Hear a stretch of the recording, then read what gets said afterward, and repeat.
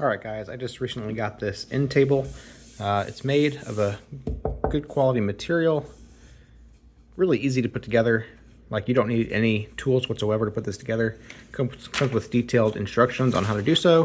It says it only takes 10 minutes to put together, and I found that to be pretty accurate. So I want to show you kind of how big it is based on things that you can put on it. So here's a coaster and a can of soda. So it's not a huge table, but it is big enough if you want to store some stuff in there, and you have extra space down here as well.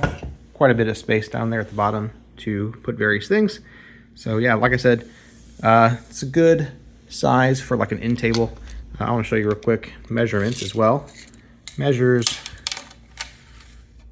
13.5 inches wide and about 22.5 inches tall. So good size for like next to a couch or next to a bedside, that kind of thing. But yeah, that's kind of what it looks like. Looks like a nice wood texture. Black. Yeah, that's what it is. Hope that helps.